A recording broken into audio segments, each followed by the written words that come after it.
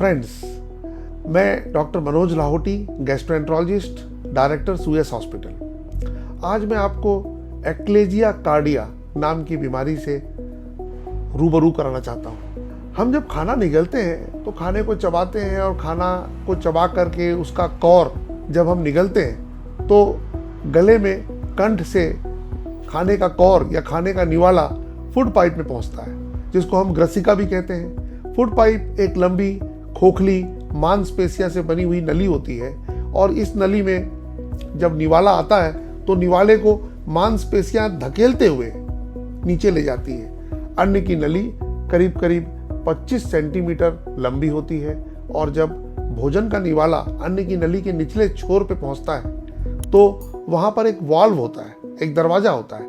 वो दरवाजा स्वतः ही खुल जाता है और भोजन का निवाला अमाशय में या स्टमक में प्रवेश कर जाता है। तो इस तरह से हम भोजन को निगलते हैं और इस तरह का ये वाल्व जो है, जो वाल्व फूड पाइप के निचले छोर पे होता है, ये अनूठा वाल्व जीवन भर काम करता है। तो ये उसी समय खुलता है जब भोजन का निवाला फूड पाइप के निचले छोर पे पहुंचता है और खुलने के बाद भोजन का निवाला नीचे जाता है और फिर ये वाल्व चुस्ती के साथ बंद भी हो जाता है। तो ये नैसर्गिक गुण है इस वाल्व का। पर एक्लेजिया कार्डिया में ये वाल्व खुलता नहीं है। फूड पाइप का जो निचले छोर पे जो वाल्व है वो टाइटली बंद रहता है और भोजन के आने के बाद भी खुलता नहीं है। फलस्वरूप फूड पाइप में या ग्रसिका अन्न की नली में खाना जाम हो जाता है, ट्रैफिक जाम हो जाता है, पानी भी अटकता है, खाना अटकता है। तो मरीज को खाना निगलने में रुकावट महसूस होती है, उसको छाती में जलन महसूस होती है, उसको खाना मुंह में आ जाता है। जो फूड पाइप में खाना पड़ा रहता है, अमाशय में नहीं जाता है, तो खाना छलकता है मुंह में, बार बार मुंह में खाना आ जाना। रात में जब सोता है तो तकिया गीला हो जाता है, मुंह से और नाक से खाना जो है वो तकिया में आ जाता है।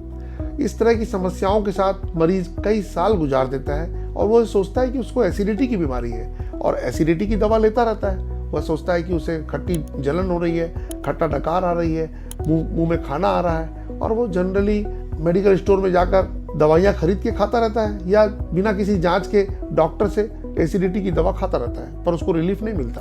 कभी कभी ये मरीज बार बार निमोनिया होने की शिकायत करते हैं। मतलब इन मरीजों को बार बार निमोनिया होता है, बार बार ये भर्ती होते हैं और भर्ती होकर निमोनिया का इलाज कराते हैं। पर निमोनिया इसलिए होता है कि फूड पाइप में जो खाना जाम होता है वह खाना श्वसन नली में चले जाता है, जिससे बार बार निमोनिया होता है। कभी कभी इन मरीजों को गला बैठ जाने का शिकायत होता है, होर्सनेस ऑफ वॉइस, और ये ईएनटी डॉक्टरों के पास पहुंच जाते हैं। ईएनटी डॉक्टर जब उनकी परीक्षण करते हैं, जांच करते हैं, तो उनको ऐसा लगता है कि जरूर खाने की नली में प्रॉब्लम है, तो वो गैस्ट्रोएंट्रोलॉजिस्ट के पास रेफर करते हैं। इस एक्लेजिया कार्डिया बीमारी ये एक आम बीमारी तो नहीं है, पर ये अनकॉमन बीमारी भी नहीं है। ये 1 लाख लोगों में करीब 8 से 15 लोगों में पाई जाती है। मतलब हर 1 लाख व्यक्तियों में 8 से 15 व्यक्ति इस बीमारी से ग्रसित होते हैं और बहुत से व्यक्ति तो समय रहते अपनी चिकित्सा भी नहीं करा पाते हैं और इसके फलस्वरूप फूड पाइप चौड़ी हो जाती है, डायलेट हो जाती है। कभी कभी लगातार लॉन्ग स्टैंडिंग एक्लेजिया कार्डिया से कैंसर होने का भी भय रहता है।